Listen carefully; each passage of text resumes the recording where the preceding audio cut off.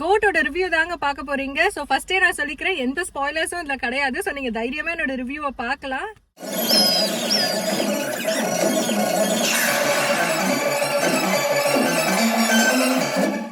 படம் பார்த்துட்டு வந்தாச்சுங்க.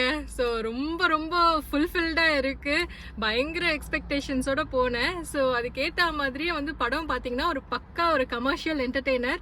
ஸோ ஆஸ் யூஷுவல் நம்ம வெங்கட் பிரபு படம்லாம் பார்த்துருக்கோம்ல. ஸோ பாஸ்டில் எப்படி இருக்கோ அதே வெங்கட் பிரபுவோட அந்த டேஸ்ட் இருக்குது படத்தில். அண்ட் அதில் நம்ம தளபதி விஜய் வந்து அவரோட பெஸ்ட் பெர்ஃபார்மன்ஸ் கொடுத்துருக்காரு. இதோட பாசிட்டிவ்ஸ்லாம் என்னன்னு பார்க்கலாம். ஸோ ஃபர்ஸ்ட் பார்த்தீங்கன்னா விஜய் சாரோட ஆக்டிங் வேற லெவலில் இருந்துச்சுங்க. ஸோ அந்த அப்பா கேரக்டராக இருக்கட்டும், அந்த பையன் கேரக்டராக இருக்கட்டும், ரெண்டுமே வந்து அவ்வளோ நல்லா பெர்ஃபார்ம் பண்ணியிருந்தாரு.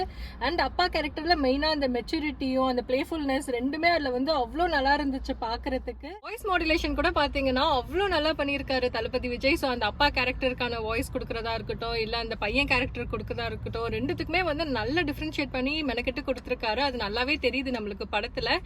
அண்ட் அதே மாதிரி அவர் நடிச்ச விதமுமே வந்து ரெண்டுத்துக்குமே நல்ல டிஃபரன்ஸ் காமிச்சிருக்காரு. அந்த சின்ன பசங்க அந்த ஏஜுக்கு எப்படி இருப்பாங்களோ அதுக்கு எல்லாமே அடாப்ட் பண்ணி அவருமே நடிச்சிருக்காரு. படத்துல டிஏஜிங் டெக்னாலஜியோ கண்டிப்பா மென்ஷன் பண்ணுவாங்க. பார்க்க வந்து அவ்வளோ நல்லா இருந்துச்சு. நம்மளுக்கு பார்த்தோன்னே அது வந்து ரொம்ப எவிடென்ட்டா தெரியாம நல்லாவே பண்ணியிருந்தாங்க. பாத்தீங்கன்னா நிறைய கேரக்டர்ஸ் இருக்கு. அதுக்கேற்ற மாதிரி அவங்களுக்கு கொடுத்த ரோலை வந்து எல்லாருமே ரொம்ப நல்லா பண்ணியிருந்தாங்க. எஸ்பெஷலி டு மென்ஷன் என்ன பாத்தீங்கன்னா தளபதி விஜயும் ஸ்னேகா மேமும் பாத்தீங்கன்னா அந்த ஹாஸ்பிட்டல் சீன் ஒன்று இருக்கும். அது பயங்கரமா அவங்க பெர்ஃபார்ம் பண்ணியிருந்தாங்க. நம்மளுக்கே அது ரொம்ப எமோஷனலா இருந்துச்சு அந்த சீன் பார்க்கும்போது. ஸோ அது கண்டிப்பா வர்த் மென்ஷனிங் தான்.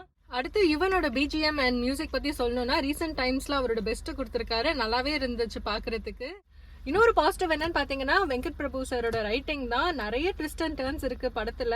ஸோ நம்ம சில சீன்ஸ்லாம் நம்ம எதிர்பார்க்காததே கூட நடந்திருக்கு படத்துல.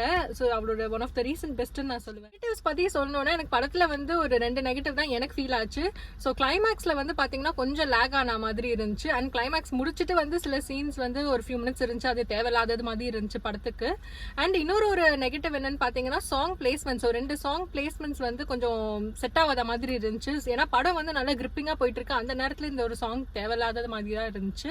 ஸோ ஓவராலா பாத்தீங்கன்னா கோட் வந்து நல்ல மூவி, வேற லெவல்ல இருந்துச்சு. ஸோ உங்களுக்கு எல்லாருக்கும் சான்ஸ் கிடைச்சா கண்டிப்பா போய் தியேட்டர்ல பாருங்க.